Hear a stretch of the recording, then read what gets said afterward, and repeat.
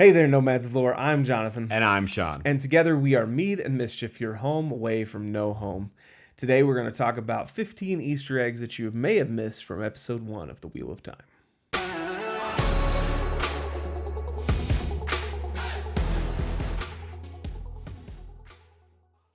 First of all, I wanted to mention that this is not an exhaustive list of Easter eggs, but it's just a few that we thought would be really fun. Second of all, spoiler warning for definitely the show, the first 3 episodes of the show, and spoiler warning for at least the first few books. The first Easter egg that we noticed in this episode was as Moraine was getting ready, presumably to go and find the dragon and all of those things, she pulls out a little man figurine. Of course, if we read the books, we know that that is almost certainly her little ANGREAL that she carries with her. Of course, ANGREAL are items of power. They will put a link in the iCard. We did a whole video on ANGREAL, Ter ANGREAL, and Sangreal, and all of that stuff. So the second Easter egg we wanted to point out is a scene with the Reds chasing 2 men, and then you end up finding out that one of them is a channeler and that they're there for him. But then you realize that the second man that was there is actually a figment of the other guy's imagination, and it's part of him going insane.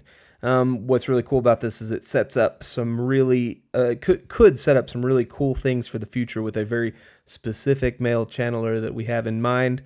And if you've read the book, you know what we're talking about. Right after that scene, we get this panned out establishing shot that is showing all this really, really awesome scenery and things. And the Easter egg that we wanted to note here is we have these really interesting sort of tower looking things that are some very interesting, very modern looking architecture. And this is almost certainly a nod to the fact that, remember, Wheel of Time is, of course, essentially a post-apocalyptic world, wherein the Age of Legends, technology and things had progressed to a much, much further point. It maybe even like almost sci-fi level of technology, and is now in ruin and all of that. So that's pretty cool. The fourth Easter egg we want to talk about is the scene where Nynaeve shoves Egwene off into the river and she floats along, and the representation mainly that that river and her finally surrendering to the river is just like Robert Jordan wrote how taming SYDAR is for a female channeler. The next Easter egg is a fairly small one, but we wanted to point out that we get several shots in here, this one in particular, of Rand being a bowman, and which is kind of fun because he is a bowman and for a long time early in the book series, and so we're definitely getting that nod before he changes his weapon of choice.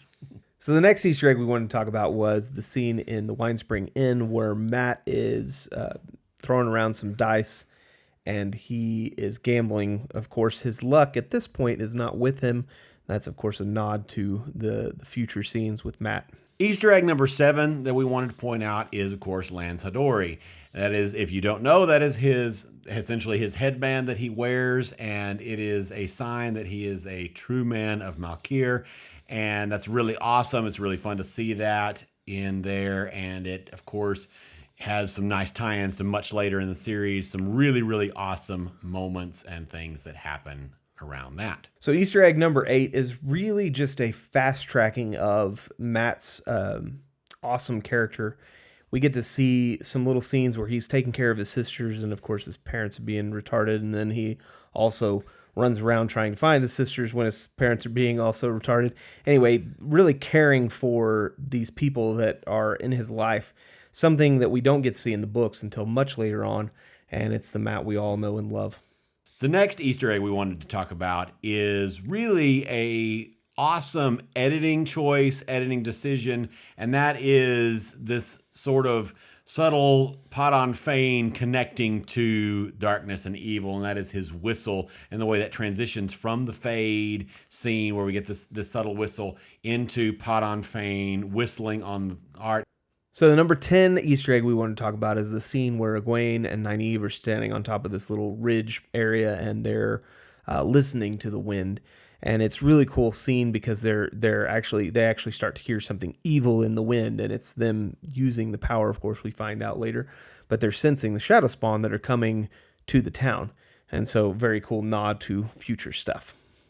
The next Easter egg is one that has been pointed out repeatedly, but it's worth mentioning here, and that is when land comes on all these dead animals, they are of course, in the shape of the dragon's fang, which we know from the books is a sign of evil. It would often be painted on people's doors that they thought were bad guys or whatever else. So there it is. Easter egg number 12, PADAN FANG, is seen at about a couple minutes into the attack by the Trollocs after Beltane, or well, not after, but in the middle of Beltane. PADAN FANG is just kind of standing there and kind of it has this kind of weird grinnish look on his face, and then turns off and walks away. It's a very interesting nod to his future, obviously. Easter egg 13 that we wanted to mention is really a small one, and it's actually almost a lack of Easter egg, but it's anti-Easter egg. Anti-Easter egg, yeah. But we thought it was interesting to note, mostly because I wanted to say the phrase "NARG not smart," and so of course, if you have read the books, you know that we lost out on the NARG being smart moment here, and he's just a brute of a Trolloc like all the rest of the Trollocs. Easter egg number 14 is the scene where Rand and Tam are getting attacked by the not smart or dumb Narg, and there's a heron marked box that Tam pulls out of the bottom of his bed or somewhere, and opens that up, and of course there's a heron marked blade inside, and of course we know that this is a nod to several things in the future of the books, but basically that there's sword masters and all of that. So the final Easter egg that we wanted to mention is arguably not strictly speaking an Easter egg, but it is something that's really exciting, I think, for book fans, and that is watching Lan and Moraine and their style of fighting of Warder and Aes Sedai, them fighting in sync almost as a dance together, and it is just beautifully done. It's, again, arguably not necessarily an Easter egg, but it's just really, really well done, and we wanted to mention it in here. Which things did we miss as far as Easter eggs are concerned, and maybe which Easter eggs did we show you that you hadn't seen before, and what things are you excited about? What are your favorite Easter eggs? Make sure that you like, comment, you subscribe, ring the bell, all of those things. We are enjoying getting all of this Wheel of Time content for you guys. Let us know what you're thinking and how you want more. See you later.